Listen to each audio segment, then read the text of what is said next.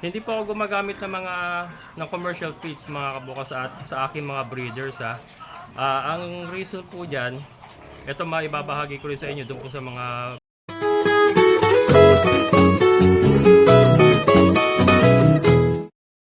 Good morning mga kabokals. Ayan.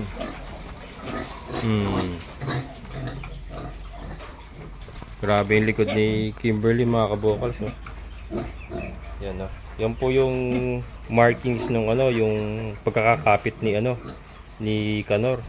Yan, lalagyan natin mamaya ng quick kill. Pero si Kanor ay hahanguin na natin parang lang. Parang niluto lang yun. Hahanguin na natin si Kanor at latang-lata mga kabokals. Oh. Ayan, so nakailang beses po yan. Buong magdamag siyang nakababad dito sa sa pugad ni Kimberly. Yan, so ibabalik ko na siya sa kulungan niya.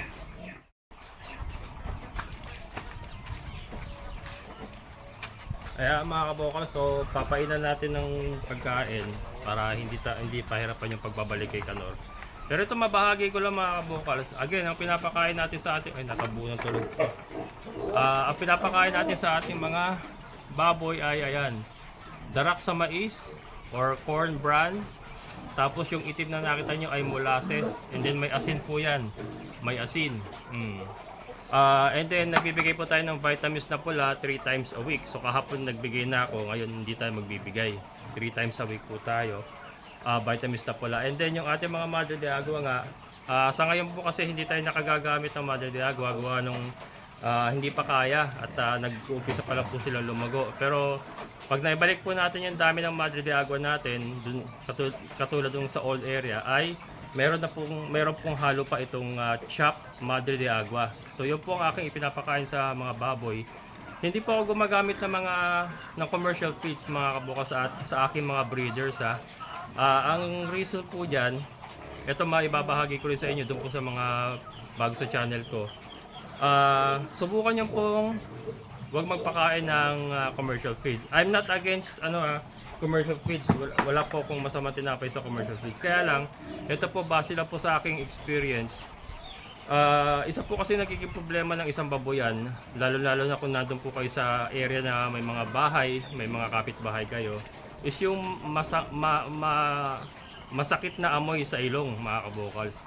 Yes, yung pupo ng kahit na anong hayop naman ay may amoy yan. Kaya lang, subukan nyo pong huwag gumamit ng commercial feeds. Darak sa mais lang, tapos lagyan nyo ng asin, molasses para sa kanilang minerals sa nutrients. Wala po, may amoy ang pupo nila, pero hindi matindi, hindi kasing tapang nung pagka naka-pure feed sila. Ikumpara yung po yan mga kabukals. Ito talagang 100% sure ako mga kabukals, sigurado ako. Pag ikinumpara nyo po yung pupo ng baboy na naka-pure feeds at saka sa baboy na nakadarak lang, makikita nyo po ang kaibahan sa amoy mga kabukals. Ito po, yung aking mga baboy na to, ipinagmamalaki ko po na hindi po yan nangangamoy mga kabukals. Hindi po yan, ang amoy niyan ay hindi lumalabas sa aking backyard farm.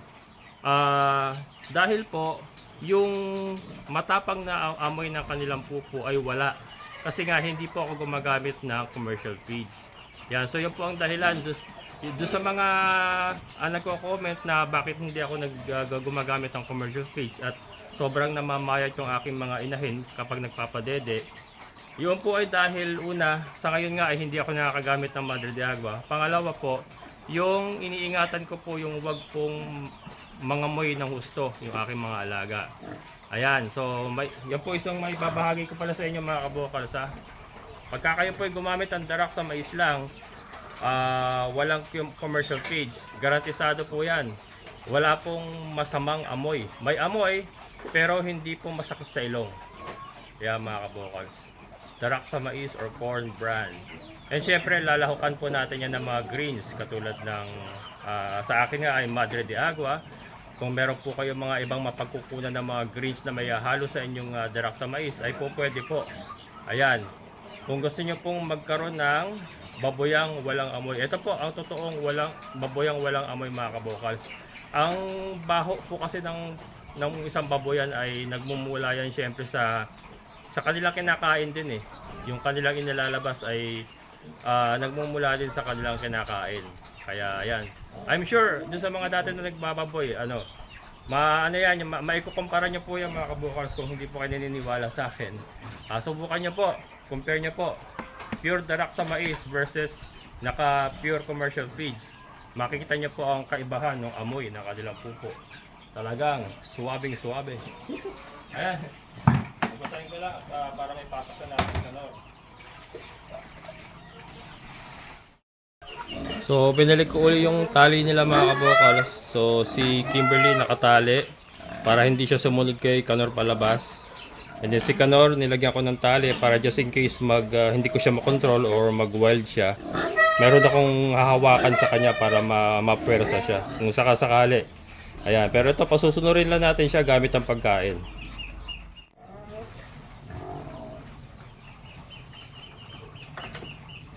Ayan, mga kabokal.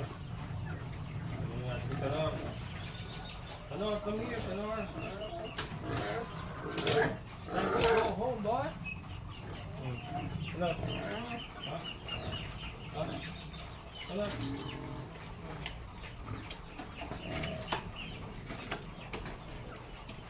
Ayos mo,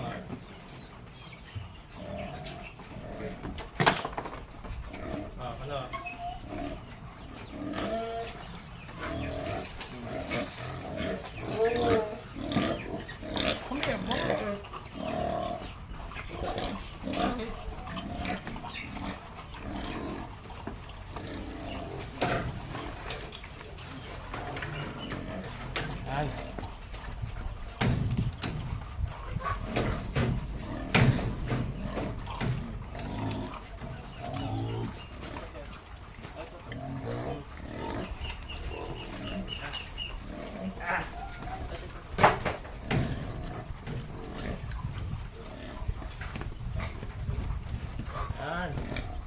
That's one boy. Yan, mga kabokals. Kanor is secured.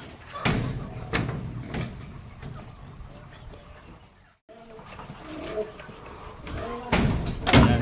So, pakainin natin ang Yan mga kabokals, so pakainin natin si Kanor. Kasi very good siya.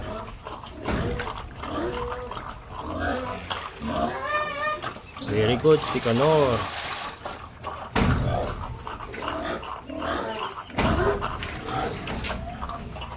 Ang taba nga, oh. Tama na yan, sobrang taba ka na pala, brother. Ayan. Ayan na po. So yan, ito si Basha. Maglilinis pa tayo ng kulungan at magpapaligo. Yan, and then ito si Kimberly mga kabokals. Papaliguan ko muna bago ko lagyan ng gamot yung kanyang sugat. Kasi mawawash out din yung pagka pinaliguan. Pero yan, then linis kulungan pa rin. Ayan, si Tricia. Ayan. So ito siguro susunod na pabubulugan ko. Kasi ngayon nga lumipas na siya.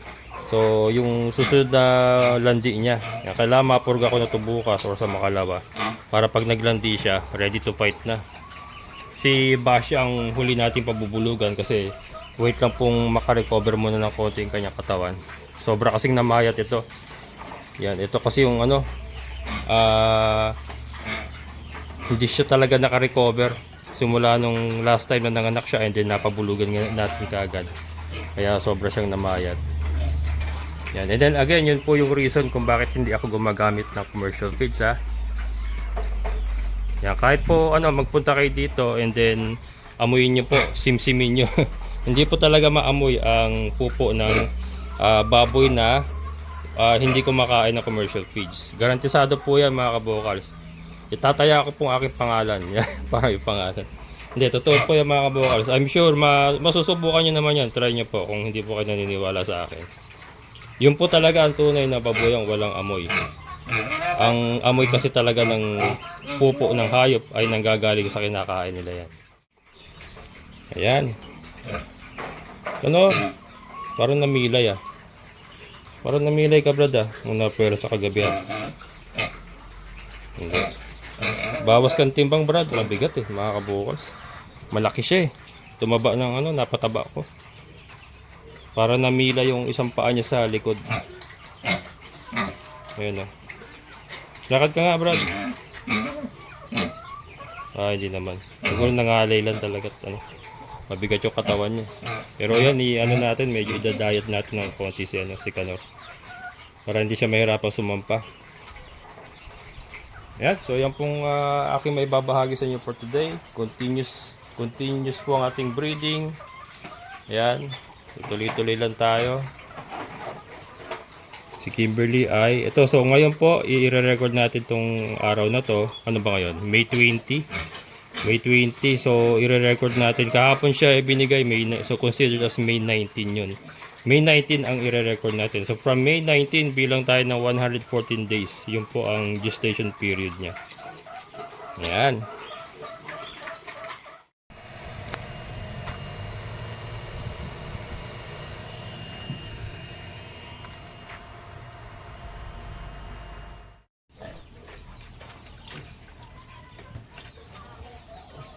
Ayan mga kabokal, so ipon tayo ng pampaligo nila. Lakas ng tulo mga kabokal. Okay na okay yung poso natin. Ngayon po yung May 20. Diba? So patawid na tayo ng tag-init. So okay pa yung ating poso at lumakas na siya lalo. Ayan, hindi na siya gaihi. Talagang tulong gripo na mga kabokal.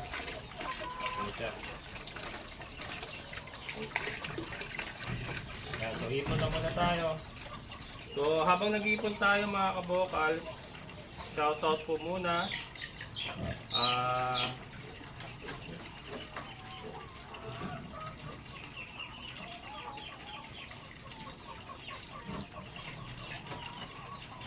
Yan, shoutout po kay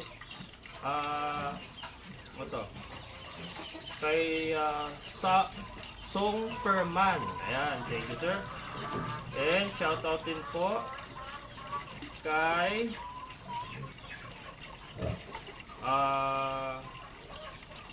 Ventures Fund from Japan. Ayan, shoutout. Ano ba? Yun, wala na. Ayan, so syempre shoutout sa lahat ng mga solid kabokals and mga silent viewers. And shoutout din po pala kay Ma'am Gina Oyen. Ma'am, shoutout po. Thank you po. Siyempre sa ating kaibigan po, Sir Boyet. Sir, thank you so much. Ayan, so yan po aking update. Puno na kagad. Yan po aking update mga kabokals sa ating babayan. Tuloy-tuloy lang po ang breeding para tuloy-tuloy ang kita. Pero yun nga, mas inaayos po natin ngayon yung ating sistema. Particularly sa katawan po ng ating mga breeders. Puno na bilis naman po ng mga kabokals. Diba? So talaga nag-improve na yung tulo yung ating poso. Mabilis na makapulo. Ayan.